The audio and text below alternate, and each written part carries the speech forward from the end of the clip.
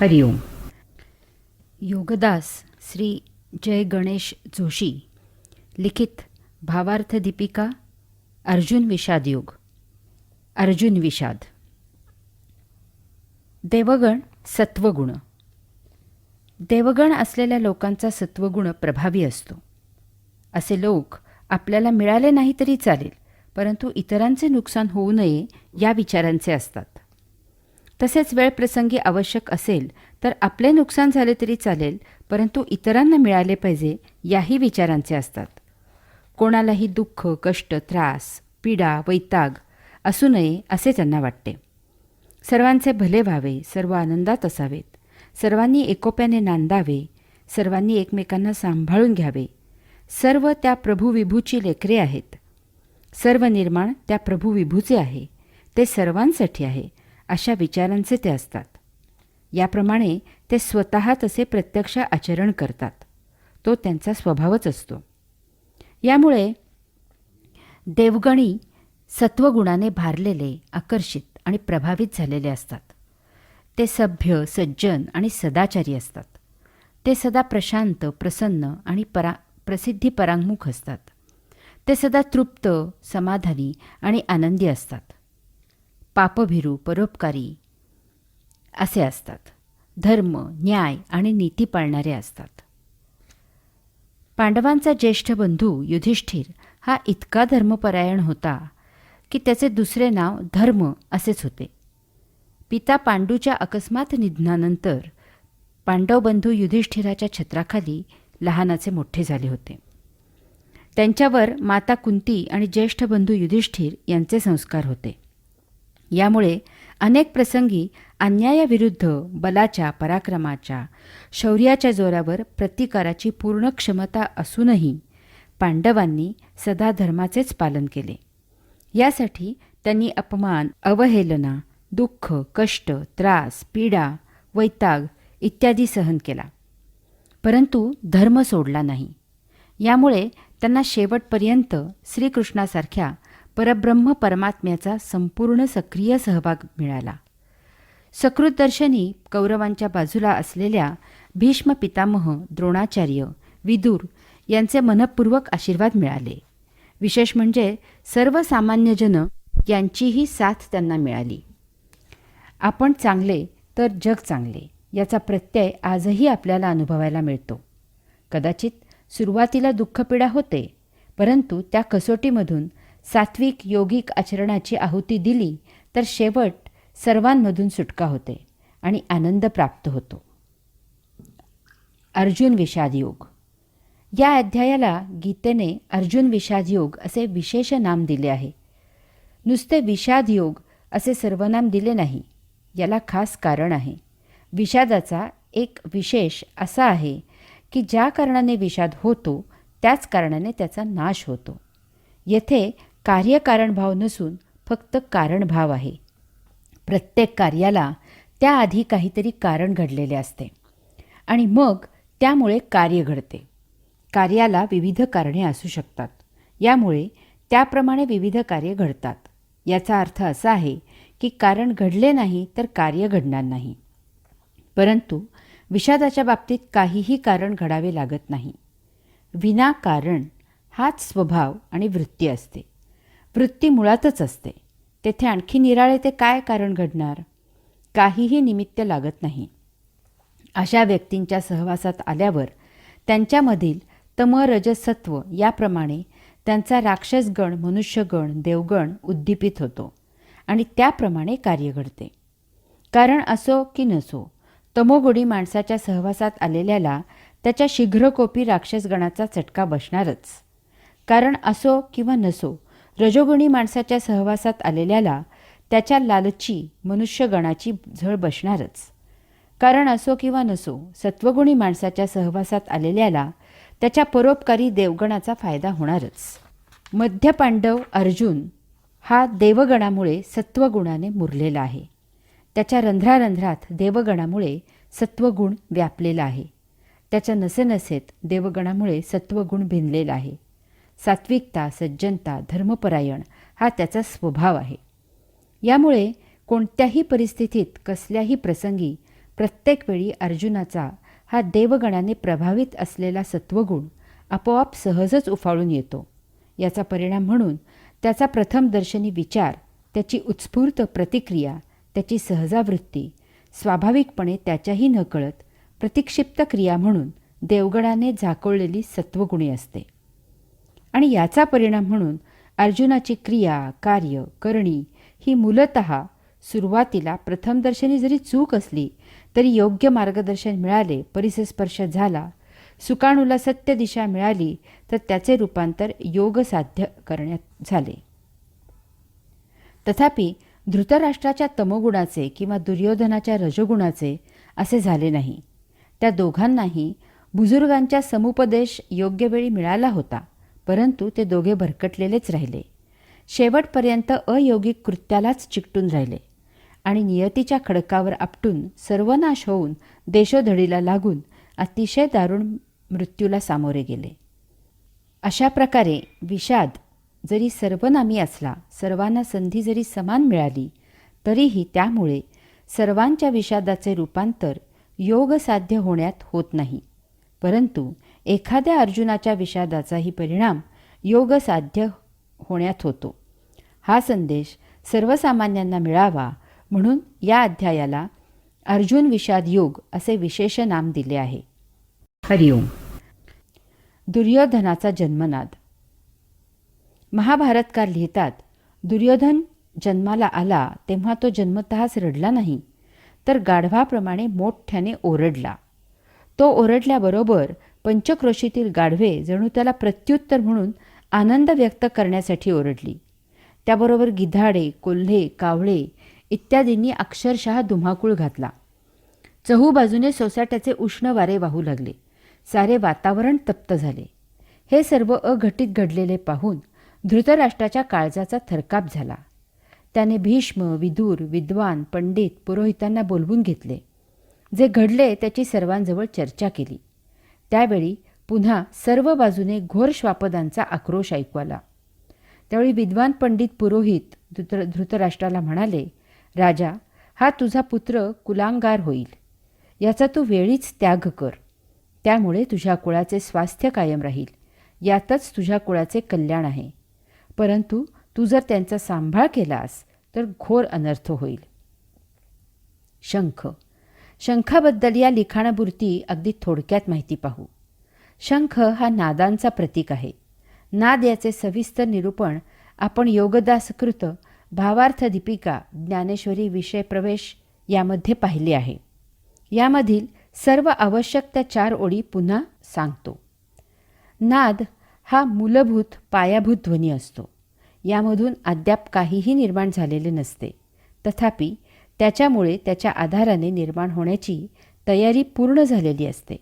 तो स्वतः प्रत्यक्ष काहीही निर्माण करत नसतो. तथापि त्याच्या उपस्थितीशिवाय पुढील निर्माण शक्य नसते. तो सर्व निर्मितीचा मूलभूत पायाभूत आधार असतो. आपल्या हिंदू धर्मात शंखाचे फार महत्त्व आहे. त्याची पूजा करून मग देवदेवतांची पूजा केली जाते. पूजेचे वेळी शंखामध्ये पाणी भरतात आणि दुसऱ्या दिवशी ते तीर्थ म्हणून प्राशन करतात. शंखनादामुळे सकारात्मक ऊर्जा प्रसवते. आजूबाजूचे वातावरण शुद्ध आणि पवित्र होते. शंख वाजवल्यामुळे शारीरिक फायदेही पुष्कळ आहेत. त्यामुळे आपल्या देहामधील स्नायू बळकट होतात. रक्तप्रवाह सुरळीत होतो. यामुळे एकूणच प्रकृती उत्तम राहते.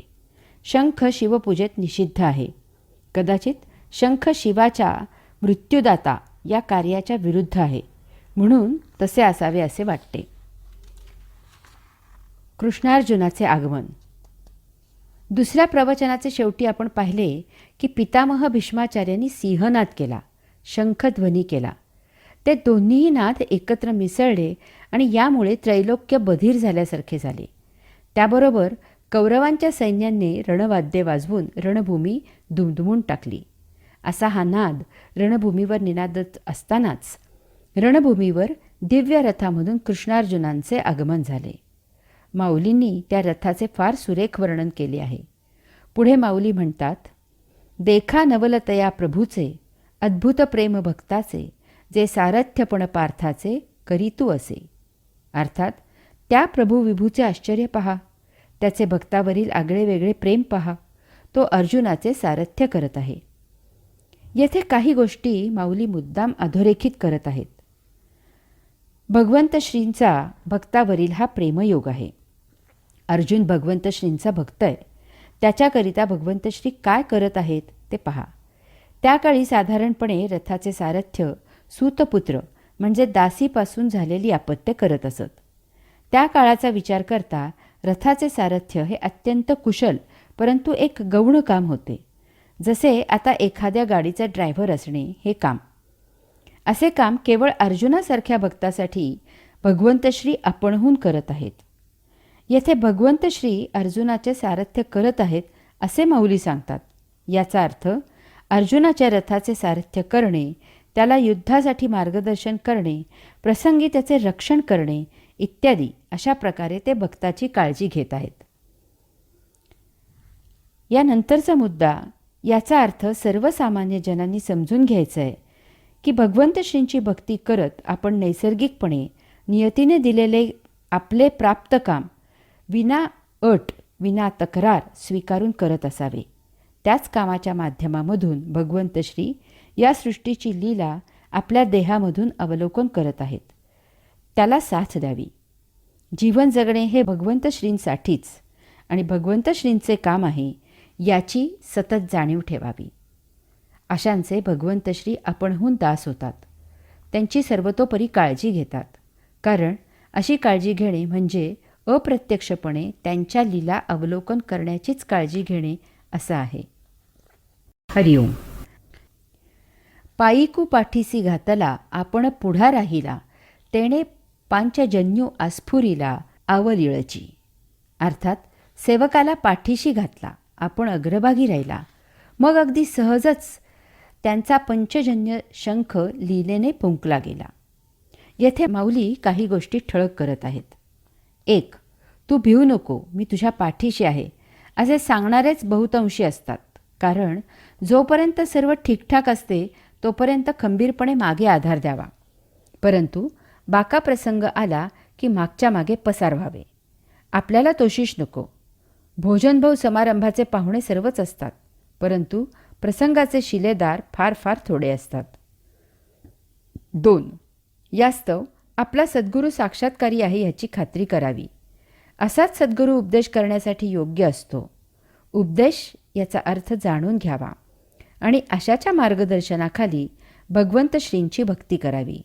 ढोंग्यांची भक्ती करून आपले दुर्मिळ जीवन वाया घालवू नये. पैसा, प्रसिद्धी, प्रतिष्ठा यांच्या मागं लागलेल्यांना गुरु करून आपण भरकटू नये. 3. भगवंत श्रींनी रथावर सर्वात पुढची जागा घेतली आहे.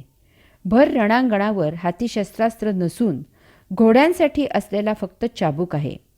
अर्जुनाला मागे घेऊन लढाई करायला भगवंत श्री दिशादर्शक झाले आहेत. त्यांनी वेळप्रसंगी रणांगणावर अर्जुनावर फेकलेली दिव्य अस्त्रे अर्जुनाचे रक्षणार्थ स्वतःच्या देहाची ढाल करून झेलली आहेत. 4. आता भगवंत श्रींच्या अंगी अर्जुनाचा रथाचे सारथ्य करणे, लढाईसाठी त्याला मार्गदर्शन करणे, त्याचे रक्षण करणे, धर्माला आणि न्यायनीतीला युद्ध जिंकून देणे इत्यादी असे हे कार्य इतके भिनले आहे की त्यांच्याकडून त्यांचा तो अद्भुत पांचजन्य शंख आपोआप उत्स्फूर्तपणे फुंकला गेला. अशा लीला भगवंत श्रींकडून आपोआप होत असतात. परितू महाघोषू थोरू, गरजतू असे गहिरू, जैसा उदेला लोपी दिनकरू नक्षत्राते. तैसे तुरबंबाळू भवते, कौरवदळी गाजत होते, ते हरपोनी नेणो केऊते, गेले तेथ. अर्थात परंतु सूर्योदय झाल्यावर जशी नक्षत्रे लोप पावतात तशी त्या शंखाच्या महानाद ध्वनीने कौरवांच्या सैन्यामध्ये होत असलेला वाद्यांचा गजर कोणीकडे नाहीसा झाला त्याचा पत्ता लागेना. कौरवांचे सेनापती भीष्म पितामहांनी प्रथम शंख फुंकला आहे, परंतु याप्रमाणे पांडवांच्या बाजूने त्यांचा सेनापती दृष्टद्युम्न याने शंख फुंकला नाही. तर या धर्मयुद्धाचे आव्हान ज्यांनी स्वीकारले आहे, जे हे धर्मयुद्ध जिंकून देऊन धर्मसंस्थापना करणार आहेत, ते भगवंत श्री प्रथम शंख फुंकून युद्ध सुरू करायला अनुमती देत आहेत. माऊली सांगतात, सूर्य उगवला की रात्र संपते आणि दिवस सुरू होतो. रात्रीची नक्षत्रे निस्तेज होतात आणि लोप पावतात. त्याप्रमाणे भगवंत श्रींच्या शंखध्वनीने कौरवांच्या वाद्यांचा गजर लोप पावला, हवेत विरून गेला, नष्ट झाला. कौरवांच्या सैन्याचा उत्साह निस्तेज झाला. भगवंत श्री दुर्योधनाला जाणीव करून देत आहेत की दुष्टा, शिष्टाईचे वेळी तू मला तुझ्या या गाढवांच्या, कोल्ह्यांच्या, कुत्र्यांच्या जोरावर बंदी करू पाहत होतास. माझ्या केवळ शंखध्वनीनेच त्यांचे आवाज, त्यांचा जल्लोष, त्यांचा जोर, त्यांचा उन्माद इत्यादी क्षुद्र झाला आहे. तुझ्या जन्माचे वेळी हीच ती गाढवे, कोल्हे, कुत्री आवाज करून आनंद व्यक्त करत होते. त्यांची आणि तुझी लायकी एकच आहे. या धर्मयुद्धात गाढवे, कोल्हे, कुत्रे यांच्याप्रमाणेच तूही अत्यंत क्लेशकारक मरण भोगणार आहेस. कौरवरूपी अधर्म, अन्याय, अनिती यांची काळोखी नष्ट होऊन धर्म, न्याय, नीती यांचा आता उदय होत आहे. धर्म, न्याय, नीती यांचे आचरण करणाऱ्यांनी काळजी करण्याचे कारण नाही. ज्यांचा कोणी वाली नाही त्यांचे भगवंत श्री त्राते असतात, हा पक्का विश्वास ठेवावा. तैसेच देखे येरे निनादे अति गजरे, देवदत्त धनुर्धरे अस्फुरिला. ते दोन्ही शब्द अचाट, मिनले एकवट, तेथ ब्रह्मकटाह शतकुट हो पाहतसे. अर्थात त्याप्रमाणे भगवंत श्रींप्रमाणे अर्जुनानेही त्याचा देवदत्त नावाचा कांठळ्या बसवणारा ध्वनी करणारा शंख उत्स्फूर्तपणे वाजवला. ते दोन्ही नाद, भगवंत श्रींचा आणि अर्जुनाचा शंखनाद एकवटले, एकत्र झाले आणि यामुळे ब्रह्मांडाचे 100 तुकडे होतात की काय असे वाटले. आपण पाहिले की सुरुवातीला पितामह भीष्माचार्यांनी सिंहनाद करून आपला शंख वाजवला. त्या दोन्हीही ध्वनींचे एकत्रित नादाने त्रैलोक्य बधीर झाल्यासारखे झाले. तथापि कृष्णार्जुनांच्या शंखाध्वनीने पितामह भीष्माचार्यांचे सिंहनाद आणि शंखनाद असे 2 नाद हवेत कुठल्या कोठे विरून गेले त्याचा पत्ता लागला नाही. पितामह भीष्माचार्य हे अजिंक्य, अजोड, अपराजित असे योद्धे आहेत. तथापि कारण काहीही असो, सद्यस्थितीत ते अन्यायाच्या, अधर्माच्या, अनीतीच्या बाजूने रणांगणावर लढाईला आलेले आहेत. यामुळे अत्यंत नाईलाजाने त्यांचा नाश होणे अटळ आहे. कोणी कितीही महाबलाढ्य आणि पराक्रमी असला तरी तो परब्रह्माच्या, पुरुषोत्तमाच्या पुढे गौण आहे. हिरण्यकशपुला, रावणाला, ब्रह्मराक्षसाला देवांकडून वर मिळाले होते, परंतु त्यांच्या पापकर्माचे कुफळ म्हणून त्यांचा नाश झाला. याचप्रमाणे पितामह भीष्माचार्यांचाही नाश होणे अपरिहार्य आहे. त्यासाठी नियतीचे नियोजन अनाकलनीय असते. पितामह भीष्माचार्यांसाठी शिखंडीची योजना नियतीने भीष्माचार्यांच्या वधासाठी अगोदरच केलेली आहे. विश्व द्वंद्वावर चालते. यामुळे देवांबरोबरच दानव, सज्जनांबरोबर दुर्जन जन्माला येतात. हा वैश्विक नियम आहे. यासाठी यथाकालावधी पुरुषोत्तमांना येथे धर्म, न्याय, नीती याची स्थापना करावी लागते. याला काही इलाज नाही. भक्तांनी पुरुषोत्तमावर नितांत श्रद्धा, भावभक्ती ठेवून आपले योगिक आचरण सुरू ठेवावे. अशांसाठी भगवंत श्रींचे अंशात्मक अवतार महामानव येथे येऊन धर्मकार्य करत असतात. हरिओम.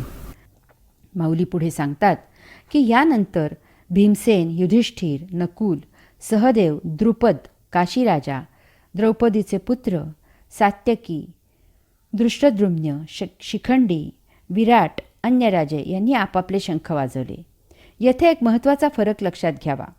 कौरवांच्या बाजूने फक्त पितामह भीष्माचार्यांनीच शंख वाजवला आहे. अन्य कौरवांनी किंवा त्यांच्या प्रमुख योद्ध्यांनी शंख वाजवला नाही. तथापि कृष्णार्जुनांनी शंखध्वनी केल्यावर सर्व अन्य पांडवांनी आणि त्यांच्याकडील समस्त प्रमुख वीरांनी शंखनाद केला. आपण शंखाची या लिखाणाला अत्यावश्यक इतकी माहिती घेतली आहे. शंख पवित्र आहे, पूजनीय आहे, परंतु तो शिवपूजेत निषिद्ध आहे. कौरवांना ना कसले सुसंस्कार, ना पावित्र्याची चाड, ना शुची, ना सृजनाची गोडी. त्यांना फक्त स्वार्थ, सत्ता, धन, उपभोग, मौज, मजा, चंगळ हेच प्रिय आहे. यासाठी सर्वांना प्रेमाने न जिंकता सत्तेच्या आणि शक्तीच्या जोरावर दहशत, धाक दाखवून सर्वांकडून सक्तीने सेवा करायला लावायचेच माहीत आहे. ते कसला शंखध्वनी करणार? कृष्णार्जुन, अन्य पांडव आणि त्यांच्याकडील सर्व प्रमुख योद्धे शंखनाद करून सर्वसामान्य जनतेला ग्वाही देत आश्वस्त करत आहेत की आता अन्यायाचे राज्य संपले, दुष्टांचा काळ भरला, धर्माचे, न्यायाचे आणि नीतीचे राज्य आता लवकरच सुरू होत आहे.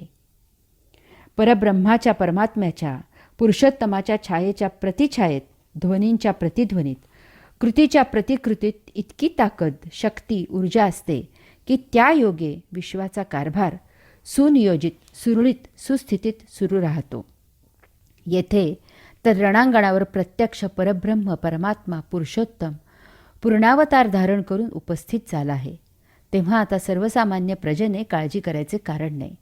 लवकरच येथे सुराज्याची स्थापना होणार आहे. माहुली पुढे सांगतात, हे सर्व पाहून अर्जुनाला अतिशय संतोष झाला.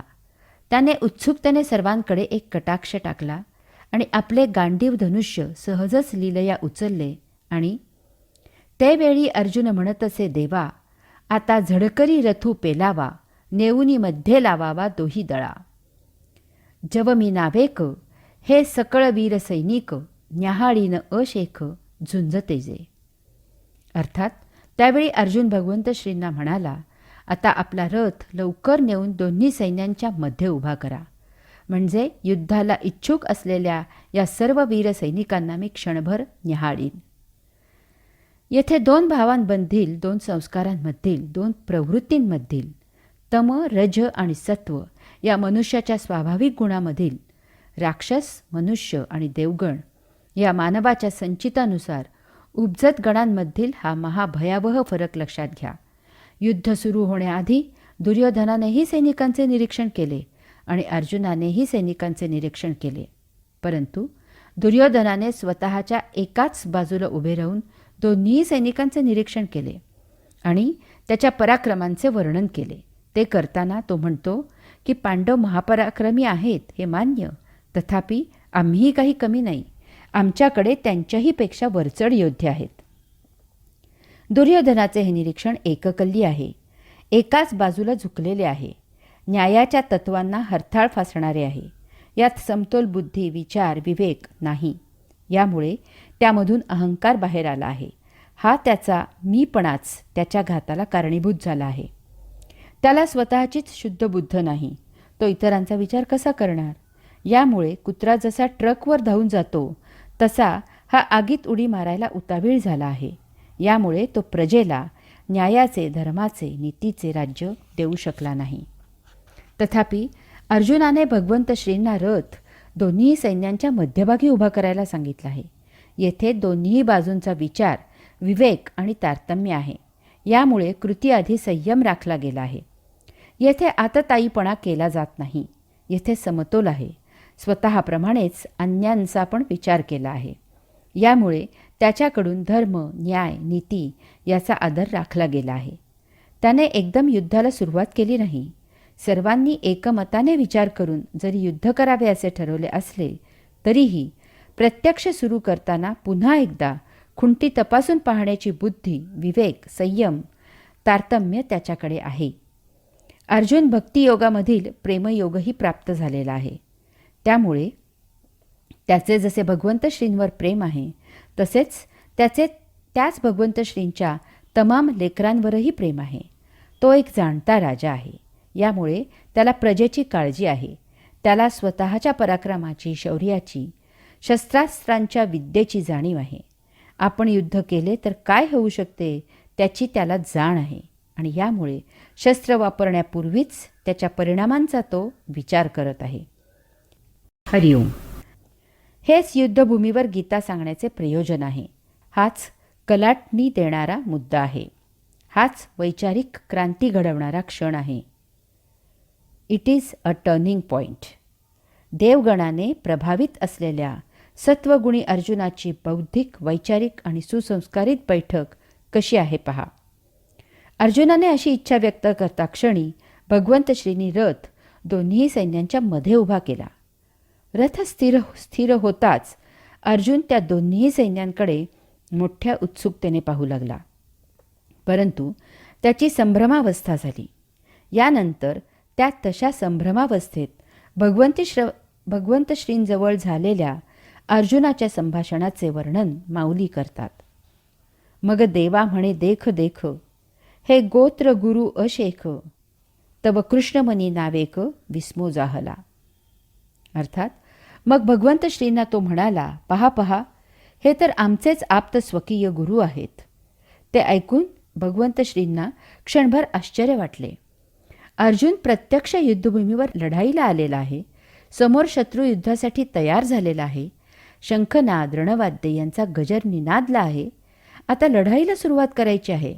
अशा वेळी पांडवांकडील सर्वात प्रमुख योद्धा, ज्याच्यावर युद्ध जिंकण्याची पांडवांची भिस्त आहे, ज्याने आत्तापर्यंत अनेक युद्ध लढली आहेत आणि सर्वच्या सर्व जिंकली आहेत, ज्याला लढाई, युद्धभूमी, त्यावरील संहार नवीन नाही, असा तो अर्जुन आता ऐनवेळी म्हणत आहे की रणांगणावर आमचेच आप्तस्वकीय गुरु आहेत. हे महाविचित्र आहे. युद्धभूमीवर समोर आलेला फक्त शत्रू म्हणूनच ओळखायचा आहे. तेथे अन्य कसलेली नाती, गोते, संबंध नाहीत. तेथे कोणीही आप्त नाही आणि स्वकीय नाही आणि गुरुही नाही. समोर फक्त आणि फक्त शत्रू आहे. त्याला कसेही करून नामोहरम करायचे आहे. प्रसंगी त्याला ठार करायचं आहे. येथे जराही कसलीही किंचितही दया, माया, क्षमा, शांती नाही. येथे युद्ध जिंकणे एवढे एकच कर्तव्य करायचे आहे. परंतु अर्जुन ऐन युद्धप्रसंगी काहीतरी भलतेच युद्धभूमीवर वीराला अशोभनीय असे बोलत आहे. या भावभावना आहेत. भावभावना मानसिक असतात. त्या केव्हा कशा कोठे उफाळून येतील आणि आपला कब्जा घेतील याचा काहीही नेम नाही. यामुळे भगवंत श्रींना महाविस्मय, आश्चर्य वाटले आहे. त्यांनी ओळखले की अर्जुनाच्या मनात काहीतरी विचित्र खळबळ माजली आहे.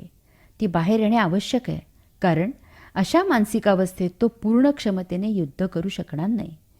युद्ध सुरू झाल्यावर मध्येच काही विघ्न यायला नको.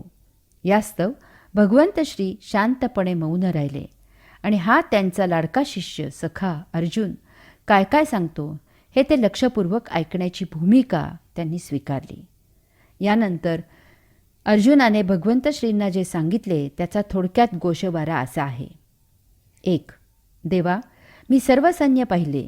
येथे तर माझेच सर्व आप्त स्वकीय गोत्रज एकमेकांशी युद्ध करून एकमेकांना ठार करायला उत्सुक झालेले आहेत. 2.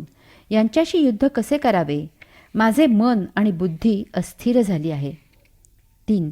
मला काही सुचेनासे झाले आहे. माझ्या अंगाला कापरे भरले आहे. घशाला कोरड पडली आहे. गात्रे शिथिल झाली आहेत. अंगावर काटा आला आहे. अंगाचा दाह झाला आहे. गांडीव धनुष्य धरण्यासाठी हात ढिला झाला आहे आणि ते माझ्या हातून केव्हा गळून पडेल ते मलाही समजले नाही. 4.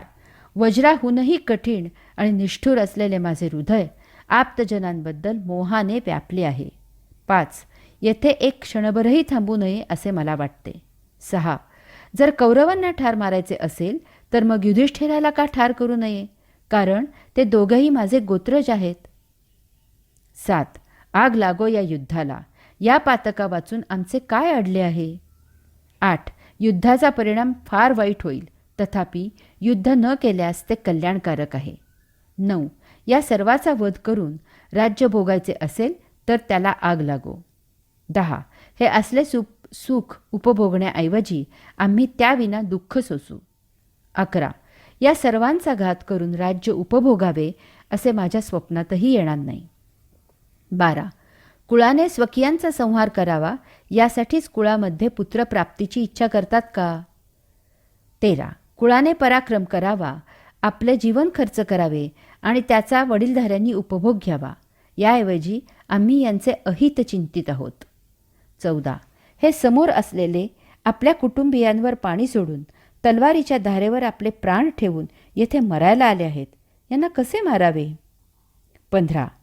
पितामह भीष्म, गुरु द्रोण, मेहुणे, सासरे, मामा, बंधू, पुत्र, नातू, आप्त, स्वकीय यांना मारण्याचा विचारही महापाप आहे. 16. त्यांनी आम्हाला ठार मारले तरी यांचा घात मी करणार नाही. 17. त्रिभुवनाचे निष्कंटक राज्य जरी मिळाले तरी मी असे अनुचित कर्म करणार नाही. 18. कुलक्षय केला तर आमच्या पुण्याचा लवलेशही उरणार नाही, यामुळे आम्ही तुला दुरावू. 19. कौरवांना हे समजत नाही, परंतु आम्ही हे सर्व जाणतो. 20. कुलक्षय झाला की कुलीन स्त्रिया वाममार्गाला लागतात. 21. कुलक्षय करून ज्या शरीराने उपभोग घ्यायचा ते शरीर तर नाशिवंत आहे. शूर, वीर, अपराजित अशा अर्जुनाला या सर्वांबद्दल करुणा निर्माण झाली. त्याला आप्त स्वकीयांबद्दल दयेचा पाझर फुटला. त्याला त्याच्या जीवाचा मोह झाला. यामुळे त्याचे धैर्य निघून गेले. त्याला त्याची वीरवृत्ती सोडून गेली. अशा प्रकारे आता जरी कौरवांनी आपल्यावर शस्त्र उगारले तरी तेच त्यांच्यासाठी चांगले आहे असे म्हणून अर्जुनाने रथामधून खाली उडी टाकली आणि निःशस्त्र होऊन तो तेथे दुःखाश्रू गाळत बसून राहिला. हाच तो अर्जुनाचा विषाद आहे. हरिओम.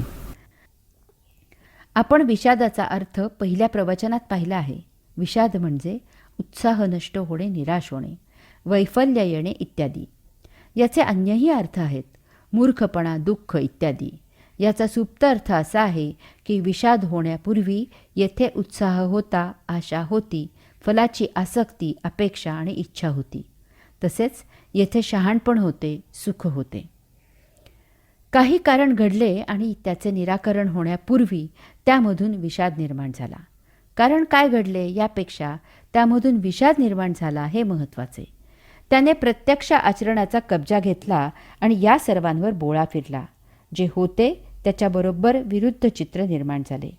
यामुळे विषाद हा मनाचा प्रांत आहे. येथे भावभावनांचा प्रश्न आहे. भावभावना विषादाला कारणीभूत आहेत. याचा अर्थ हा कल्पनांचा, रसास्वादाचा, साहित्याचा, वाङ्मयाचा आणि म्हणून हा काव्यशास्त्र आनंद याचाही विषय आहे.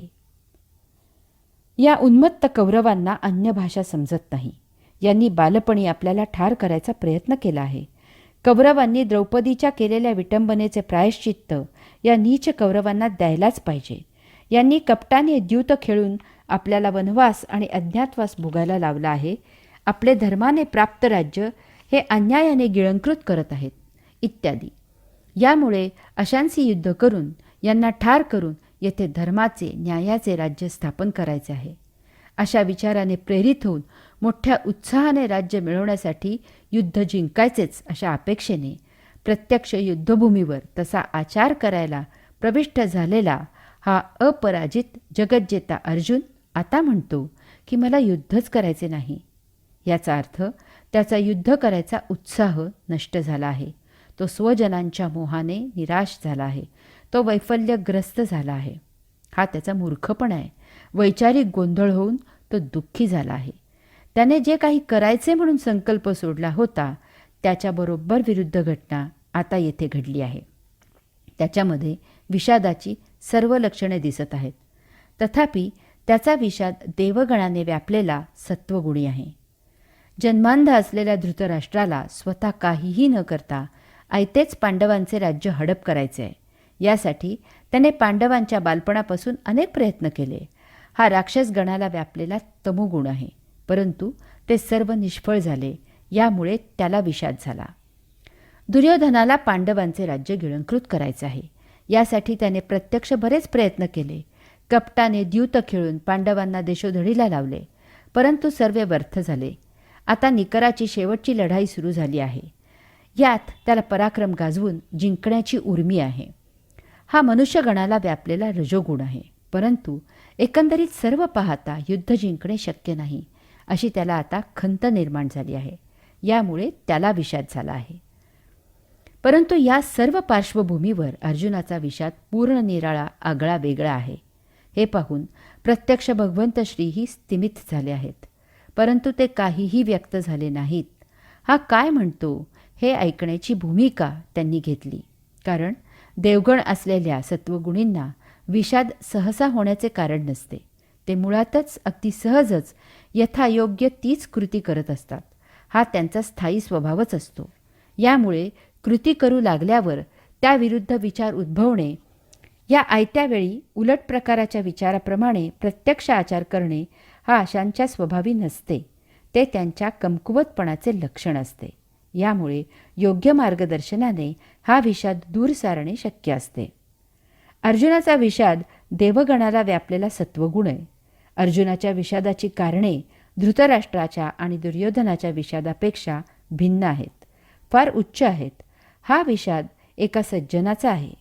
अर्जुन कसा विचार करत आहे ते पाहूया. 1. या लढाईमुळे दोन्ही बाजूकडील सर्वसामान्य सैनिक मरण पावणार आहेत. येथे 18 अक्षौहिणी सैन्य जमा झाले आहे. 1 अक्षौहिणी सैन्य म्हणजे 21,21,870 रथ, 21,870 हत्ती, 65,610 घोडे आणि 1,09,350 पायदळ. यावरून विचार करावा की या लढाईत किती जीव ठार होणार आहेत. हे सर्व सैनिक आपल्या कुटुंबियांना तलवारीच्या धारेवर ओवाळून येथे मरण्यासाठी आलेले आहेत. यांनी काय केले आमचे? आम्हीच राज्याच्या हव्यासाने या सैनिकांच्या बायका आणि मुले यांना पोरके करायला उद्युक्त झालेले आहोत. अशा विधवा बायका या समाजाच्या वासनेच्या शिकार होतात. मुले भिकेला लागतात आणि वाममार्गाला लागतात. 2. दोन्ही बाजूनी एकमेकांचे नातेवाईक, आप्त, इष्ट, सगे, सोयरे, वडील, काका, मामा, मुले, आजोबा, नातवंडे, पतवंडे, पणतू हे आहेत. हे सर्व आपलेच वंश संपवायला उतावीळ झाले आहेत. नाती टिकवण्यासाठी असतात की नष्ट करण्यासाठी असतात? 3.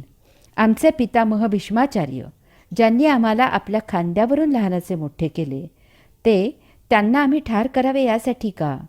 की आम्ही त्यांच्या वृद्धापकाळात त्यांची सेवा करावी, शुश्रूषा करावी, काळजी घ्यावी, त्यांना वृद्धापकाळी आधार द्यावा यासाठी? 4. द्रोणाचार्य आमचे गुरु आहेत. त्यांनी आम्हाला अस्त्र, शस्त्र, विद्या शिकवली. ती त्यांनाच ठार करण्यासाठी शिकवली का? 5. या लढाईत हत्ती, घोडे, खेचरे इत्यादी प्राण्यांची हत्या होणार आहे. या बिचाऱ्या मुक्या जीवांनी आमचे काय वाईट केले आहे? 6. या लढाईत युद्धाची फार मोठी शस्त्रसामुग्री नष्ट होणार आहे. सर्वांचा विध्वंस होणार आहे. कशासाठी हे सर्व? 7. हे राज्य न मिळाल्याने आमचे असे काय अडले आहे? 8. यात सर्वात महत्त्वाचे म्हणजे अशा प्रकारे संहार आणि विध्वंस केला तर पाप लागेल आणि अशा पाप्यांपासून भगवंत श्री दूर जातील हा विचारही मला सतावत आहे. आम्हाला भगवंत श्रींच्या अत्यंत दुर्मिळ सहवासापुढे सर्व तुच्छ, क्षुद्र, हीन आहे. अशा प्रकारे अर्जुन विचार करत आहे आणि यामुळे त्याचं मन उद्विग्न झालं आहे. त्याला काय करावं, कसं करावं ते उमजेनासं झालं आहे. तो विषण्ण झाला आहे. जळो, मरो, आग लागो या भौतिक लोभ प्रलोभनांना, असं त्याला वाटत आहे. हरिओम. युद्धाला येतानाचा अर्जुन आणि आता समरणांगणावर आप्तेष्टांना पाहिल्यावरचा अर्जुन यामध्ये बरोबर विरुद्ध फरक झाला आहे. यामुळे हा अर्जुनाचा विषाद आहे. यामागे पूर्णपणे सात्विकता आहे. म्हणून भगवंत श्रींना खात्री आहे की या विषादाचा योग होऊ शकतो. कारण धृतराष्ट्र आणि दुर्योधनाला समुपदेशन करून काही उपयोग झाला नाही. उलट त्यांचा राक्षसगणाला आणि मनुष्यगणाला पछाडलेला तमोगुण आणि रजोगुण जास्तच उफाळून आला. ते जास्तच उन्मत्त झाले. मूर्खांना उपदेश करणे म्हणजे पालथ्या घड्यावर पाणी असते. तथापि अर्जुन देवगणाने युक्त असा सत्वगुणी आहे. याच्यावर मेहनत घ्यायला हरकत नाही. येथे त्या विषादालाही योगाचा अंकुर फुटू शकतो आणि सृजन होऊ शकते. येथे पहिल्या अध्यायाची सांगता करताना गीतेतील एक श्लोक आहे तो असा: एवं मुक्तार्जुनः संख्ये रथोपस्थ उपविशत् विसृज्य सशरं चापं शोकसंविघ्नमानसः. अर्थात असे बोलून अर्जुनाने बाणासह धनुष्य खाली ठेवले आणि शोकाने उद्विग्न होत तो रथाच्या मागे जाऊन बसला. अर्जुनाच्या या कृतीबद्दल माऊली लिहितात: मग अत्यंत उद्वेगला न धरत गहिवरू आला, तेथ उडी घातली खाला रथोनिया. अर्थात अत्यंत उद्वेगाने अनिवार गहिवर होऊन त्याने रथामधून खाली उडी घेतली. येथे गीतेचे सांगणे आणि माऊलींनी त्यावर केलेले भाष्य यामध्ये मूलभूत फरक आहे. गीता सांगते की त्याने धनुष्यबाण खाली ठेवले आणि शोकाने उद्विग्न होत रथाच्या मागे जाऊन बसला. माऊली सांगतात की अत्यंत उदासीन होऊन त्याने रथामधून खाली उडी घेतली. गीता सांगते अर्जुन शोकाने उद्विग्न झाला. त्याने धनुष्यबाण रथामध्ये खाली ठेवले. आता आपण युद्ध करणार नाही असे त्याने जे भगवंत श्रींना सांगितले आहे त्याबद्दलची त्याची ती स्वाभाविक प्रतिक्रिया आहे. धनुष्यबाणाचा त्याने त्याग केला आणि तो रथाच्या मागे जाऊन बसला. अर्जुन आणि धनुष्यबाण रथामध्येच आहेत. रथाच्या मागे जाऊन बसण्यामध्ये त्याने त्याचा शोक व्यक्त केला आहे. त्याने भगवंत श्रींना आत्तापर्यंत जे काही सांगितले आहे त्यावरून त्याचं उद्विग्न होण्याचे कारण त्याचा वैचारिक बौद्धिक गोंधळ उडाला आहे असे आहे. ज्यावेळी मतभेद होतो तेव्हा समोरील व्यक्ती जर वाद घालणारी असेल तर ती डोळे ताठ करून डोळ्याला डोळा देत वाद घालते. तथापि समोरील व्यक्ती जर सभ्य, आदर, मान सन्मान देणारी असेल तर ती नजरेला नजर न देता मान दुसरीकडे फिरवते. आत्ता भगवंत श्रींसमोर अर्जुन आहे. तो भगवंत श्रींना मान देणारा, त्यांचा आदर ठेवणारा, भगवंत श्रींना त्यांचे सर्वस्व मानणारा, त्यांचा लाडका सखा असा आहे. त्यामुळे त्याने भगवंत श्रींना त्यांचे मत सांगितले आणि हे मत त्यांच्यापेक्षा निराळे असल्यामुळे त्याचा मान राखण्यासाठी तो रथाच्या मागे जाऊन बसला आहे. अशा वेळी तो भगवंत श्रींच्या समोर थांबू शकत नाही, त्यांच्या नजरेला नजर देऊ शकत नाही. याचा अर्थ असा आहे की आता जर भगवंत श्रींनी त्याला वैचारिक आणि बौद्धिकदृष्ट्या पटवून दिले की सांप्रत परिस्थितीमध्ये त्याने प्राप्त युद्ध करणे खूपच श्रेयस्कर आहे, हेच श्रेयस्कर आहे, तर तो युद्धाला तयार होऊ शकतो. त्याची शस्त्रे तेथेच रथात आहेत. त्याचा वैचारिक आणि बौद्धिक गोंधळ दोलायमान आहे. यामुळे तो रथ सोडून निघून गेलेला नाही. तो तेथेच भगवंत श्रींचा उपदेश ऐकण्यासाठी थांबला आहे. लहान मूल आईवर रुसतं आणि कोपऱ्यात जाऊन बसतं, परंतु तेथे ते चोरट्या नजरेनं हळूच आई समजूत घालण्यासाठी येते आहे ना याचं अवलोकन करतं. अशा प्रकारे गीतेने या श्लोकाद्वारे पहिला अध्याय संपन्न करून दुसरा अध्याय सांख्ययोग याची पार्श्वभूमी येथे केली आहे. माऊली सांगतात अर्जुनाने अत्यंत गहिवरून उदास होऊन रथामधून खाली उडी मारली. उडी तेव्हाच मारली जाते जेव्हा मनुष्य बेभान होतो, त्याचा होश उडतो. तो इतका हतबल होतो की आता यापुढे त्याला सर्वत्र अंधार जाणवतो. त्याच्या दृष्टीने सर्व मार्ग बंद झालेले असतात. आपण पाहतो की या अशा विचित्र भावनेच्या भरात अशी व्यक्ती वाहनाखाली, नदी समुद्रामध्ये, उंचावरून उडी मारते. अशाला त्यावेळी नको हे जिणे असे होते. हे असे होणे ही सुद्धा नैराश्य असे म्हणा त्याला, परंतु एक प्रकारची भावना आहे. भावनेचा महाउद्रेक आहे. येथे सुद्धा माऊलींनी वापरलेला एक शब्द अधोरेखित करण्यासारखा आहे आणि तो म्हणजे उदास. उदास म्हणजे उद अधिक आस, उच्च आसन, उच्च जागा. या अशा हतबल अवस्थेत माणसाला यामधून बाहेर पडून उच्च आसनी, उच्च जागी जाण्याची तीव्र इच्छा असते. तथापि सर्व बाजूने त्याची कोंडी झालेली असते. यामुळे तो त्याच्या विरुद्ध असलेली नीच जागा पकडतो. हाच तो उद्वेग, हतबलता, असहाय्यता व्यक्त करण्याचा नकारात्मक मार्ग आहे. आणि यामुळे मारकुट्या नवऱ्याची बायको किंवा छळणाऱ्या सासूची सून स्वतःला मारून घेते. या अशा भावभावनांमुळे हा भावार्थ दीपिकेचा विषय झाला आहे. पहिल्या अध्यायाच्या शेवटच्या श्लोकाला अशा प्रकारे कलाटणी देऊन माऊलींनी दुसऱ्या अध्यायाची गाडी भावार्थ दीपिकेच्या मार्गावर वळवली आहे. यामुळे वास्तवात पहिल्या अध्यायाच्या विषयाचे, परंतु दुसऱ्या अध्यायाच्या सुरुवातीला 10 श्लोकाचे जे शेपूट अडकले आहे ते आपण तेथून मूळ पहिल्या अध्यायाला जोडून त्याचे निरूपण भावार्थ दीपिकेच्या दृष्टीने करू. दुसऱ्या अध्यायाच्या सुरुवातीला अशा प्रकारे भावभावनांचा उद्रेक झालेल्या अर्जुनाचे वर्णन माऊली करतात. शोकाकुल रुदनाते करी तू असे. अर्थात अशा प्रकारे शोकाकुल झालेला अर्जुन रडू लागला. एक जगज्जेता, अपराजित, अनेक लढाया लढलेला आणि त्या सर्व जिंकलेला असा हा महान योद्धा रणभूमीवर युद्ध करण्यासाठी येतो आणि रडतो आहे. माऊली वर्णन करतात की पाण्यात जसे मीठ विरघळते, वाऱ्याने जसे ढग नाहीसे होतात, त्याप्रमाणे अर्जुन मोठा धैर्यवान असूनही त्याचे हृदय द्रवले.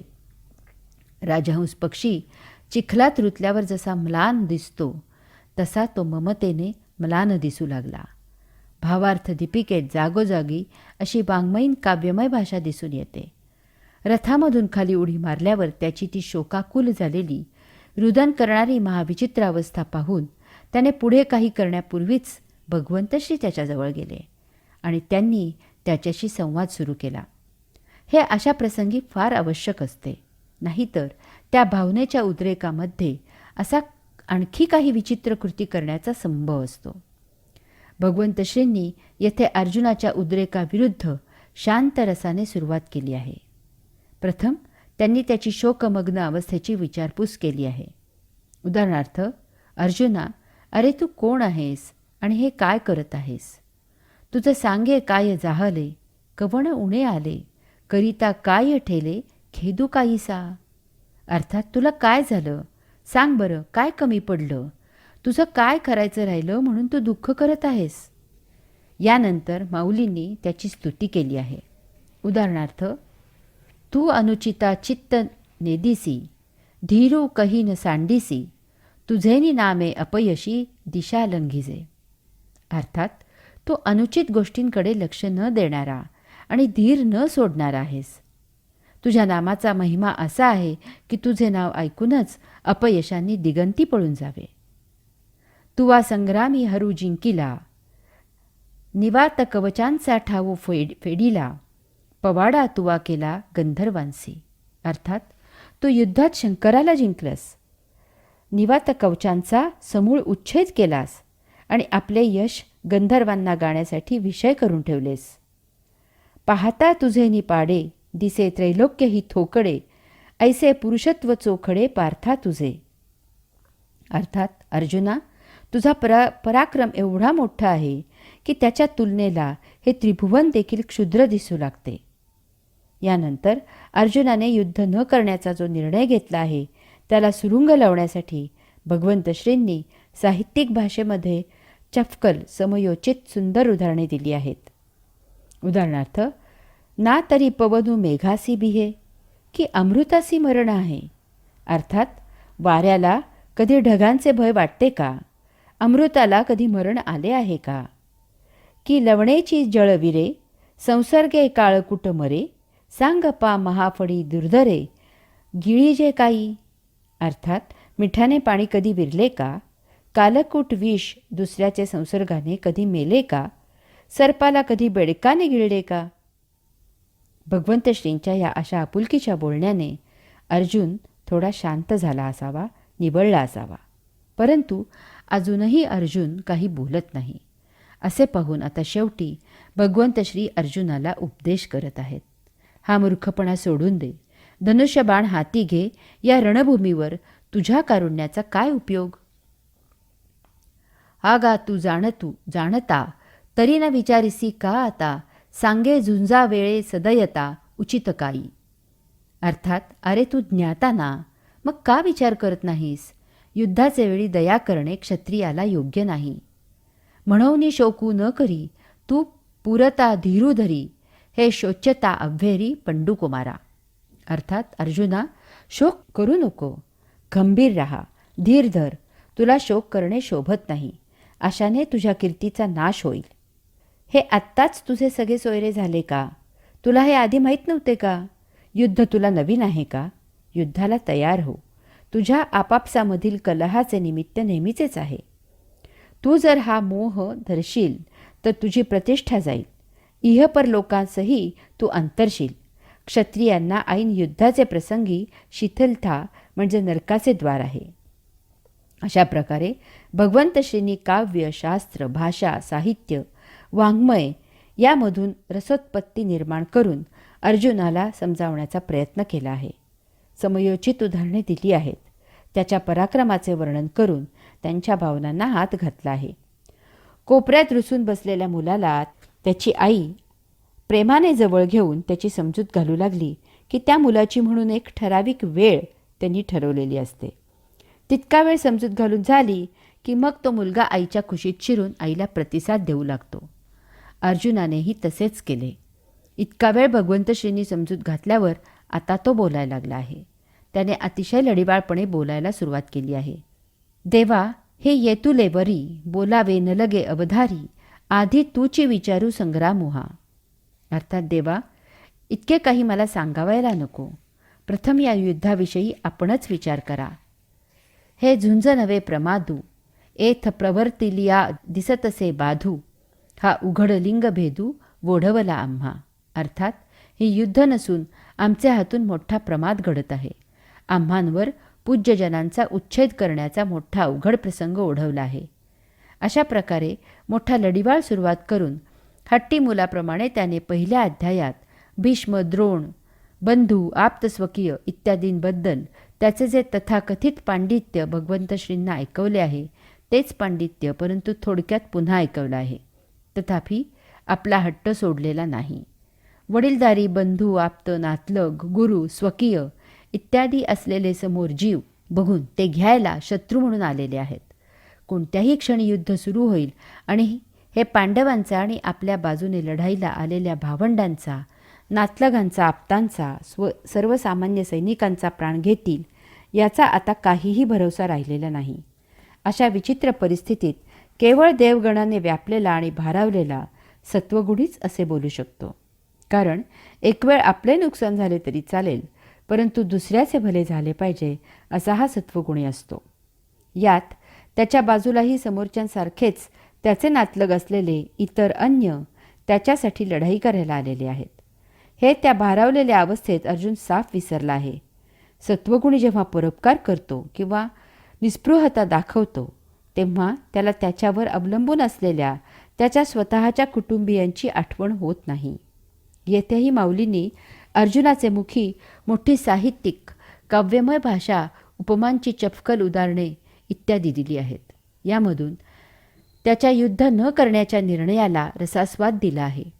उदाहरणार्थ, द्रोणाचार्यांच्या बाबतीत अर्जुन म्हणतो, देवा समुद्र गंभीर ऐकिजे, वरी तोही आहाच देखिजे, परी क्षोभू मनी नेणीजे द्रोणाचिये. अर्थात देवा, समुद्र गंभीर आहे असे ऐकतो, तथापि तोही असा वरवरच गंभीर भासतो, परंतु या द्रोणाचार्यांच्या मनाला कधी क्षोभ माहितीच नाही. हे अपार जे गगन, वरी तयाही होईल मान, परी अगाध भले गहन हृदय यांचे. अर्थात हे आकाश अमर्याद आहे खरे, त्याचेही मोजमाप होईल, परंतु त्यांचे हृदय अत्यंत गहन आणि खोल आहे. वरी अमृतही विटे, की काळवशे वज्रही फुटे, परी मनोधर्मू न लोटे विकरविलाही. अर्थात एक वेळ अमृतही विटेल किंवा कालवशात वज्रही भंगेल, परंतु द्रोणाचार्यांच्या मनाला विकार निर्माण होणे केवळ अशक्य आहे. स्नेह लागी माये, म्हणिपे ते किरू होये, परी कृपा ते मूर्त आहे द्रोणी इये. अर्थात ममता आईनेच करावी असे म्हणतात ते खरे आहे, परंतु या द्रोणाचार्यांच्या ठिकाणी ती तर मूर्तिमंत आहे. द्रोणाचार्य म्हणजे दयेचे माहेरघर, सर्व गुणांचे भांडार आणि विद्येचा अमर्याद सागर आहेत. अशांना मारून राज्यसुख घ्यावे अशी गोष्ट प्राणावर बेतले तरी मनातही येणार नाही. यापेक्षा भीक मागितलेली बरी, देहत्याग केलेला बरा किंवा गिरीकंदरी राहावे हे चांगले. त्याच्या रक्ताने माखलेले भोग हे कसे कवटाळायचे. इतके बोलूनही भगवंत श्री काहीच बोलत नाहीत, त्याच्याकडे लक्ष देत नाहीत असे पाहून अर्जुनाने प्रेमभक्तीचे बोलणे सुरू केले. माऊली वर्णन करतात, आम्ही काय करणे योग्य आहे हे विचार करूनही सुचत नाही, कारण या मोहामुळे माझे चित्त व्याकुळ झाले आहे. डोळ्यापुढे अंधार आल्यावर पुढचे काही दिसत नाही, मग जवळ असलेली वस्तूही दिसत नाही. देवा, तैसे मज जाहले, जे मन हे भ्रांती ग्रासले, आता काय हित आपुले तेही नेणे. अर्थात देवा, तसे मला झाले आहे, कारण माझे मन भ्रांतीने ग्रासले आहे. आता आपले हित कशात आहे हे मला समजेनासे झाले आहे. तरी श्रीकृष्णा, तुवा जाणावे, निकेते आम्हा सांगावे, जे सखा सर्वस्व आघवे आम्हासी तू. अर्थात म्हणून श्रीकृष्णा, तू विचार करून योग्य ते आम्हाला सांग, कारण आमचा सखा, आमचे सर्व काही तूच आहेस. तूच आमचा गुरु, पिता, इष्टदेवता, संकटाच्या वेळी आमचे रक्षण करणारा तूच आहेस. कृष्णा, आईने मुलाचा त्याग केला तर ते कसे जगेल? त्याप्रमाणे देवा, तूच एक आम्हाला सर्वतोपरी आहेस. मी तुला आता सांगितलेले तुला मान्य नसेल, तसेच ते धर्माच्या विरुद्ध असेल तर ते आता मला त्वरित सांग. समोर समस्त कौरव पाहून मनामध्ये जो शोक निर्माण झाला आहे तो तुझ्या उपदेशाशिवाय अन्य कशानेही नष्ट होणारा नाही. जैसी बीजे सर्वथा आहाळली, ती सुक्षेत्री जरी पेरिली, तरी न विरूढ ती संचिली आवडे तैसी. अर्थात ज्याप्रमाणे पूर्ण भाजलेले बी सुपीक जमिनीत पेरले आणि त्याला हवे तितके पाणी जरी घातले तरी त्याला अंकुर फुटणार नाही. ना तरी आयुष्य पुरले आहे, तरी औषधे काही नोहे, एथ एकची उपेगा जाये परमामृत. अर्थात आयुष्य संपले असले की औषधाने काही उपयोग होत नाही, तेथे एक परमामृताचाच उपयोग होतो. त्याप्रमाणे माझ्या मोहित बुद्धीला राज्यलोभाचे प्रलोभनही उत्तेजित करू शकणार नाही. यावेळी हे कृपानिधे, तुझी कृपाच माझा आधार आहे.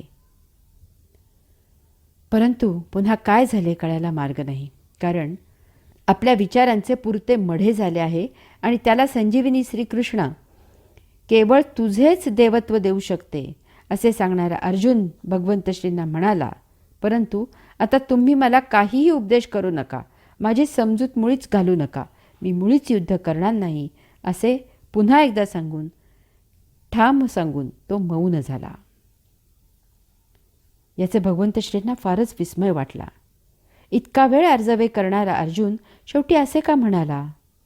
परंतु हाही प्रेमभक्तीचाच एक भाग आहे. मूल रुसले तर त्याची समजूत घालून आई त्याला लाडू द्यायला लागली तर ते लटक्या रुसव्याने आईला म्हणते की काही लाडू बिडू देऊ नको मला. तसेच अर्जुनाचे झाले आहे. ती जगज्जननी हे ओळखून आहे. आता आपल्याला फक्त पाहायचे आहे की भगवंत श्री या सज्जन सात्विक देवगुणी आणि सृजनात्मक विचारांना चूक कसे सिद्ध करतात ते. कारण आपल्यासारख्यांना अर्जुनाचा विचार जराही चूक वाटत नाही, उलट तो बरोबरच आहे असे वाटते. यामुळे भगवंत श्रींना अर्जुनाच्याच वैचारिक काट्याने त्याच्यामधील विषादरूपी काटा काढावा लागणार आहे. त्याच्यातील नैसर्गिक सत्वगुणाने त्याच्यामधील देवगणाला नियतीच्या मार्गाला वळवावे लागणार आहे. त्याच्यामधील या आप्तेष्टांबद्दलच्या भावनांना, मोहाला, दयेला, करुणेला ललकारून त्याहूनही श्रेष्ठ अशा कर्तव्य कर्मासाठी भावनाविवश करावे लागणार आहे. हे काम तसे सोपे नसून फार बिकट आहे. समोर सात्विकतेने ओथंबून भरलेला विद्यासंपन्न असलेला अर्जुन आहे. येथे वैचारिक, बौद्धिक, आध्यात्मिक कसोटी लागणार आहे. त्याला प्रथम सांख्य योगाने स्वधर्म सांगावा लागणार आहे. त्याच्यामधील ज्ञानयोगी जागा करावा लागणार आहे आणि कर्मयोगाचे सर्वश्रेष्ठ महत्त्व त्याच्यासारख्या क्षत्रियाच्या गळी उतरवावे लागणार आहे. यामधून भक्ती उद्युक्त करावी लागणार आहे. या अनुषंगाने अन्य सत्व, रज, तम, आहार, विहार इत्यादी अनेक विषयांनाही स्पर्श करावा लागणार आहे. आता आपल्याला श्रीकृष्ण भगवंत श्री परमात्मा पुरुषोत्तम हे कार्य कसे करतात, आपल्यासाठीही जीवनाला अत्यंत उपयुक्त असलेला हा पाठ कसा घेतात, हे विद्यार्थी होऊन जाणून घ्यायचे आहेत. अशा तऱ्हेने हे तिसरं प्रवचन येथे संपन्न होत आहे. ओम तत्सत त्वम असि.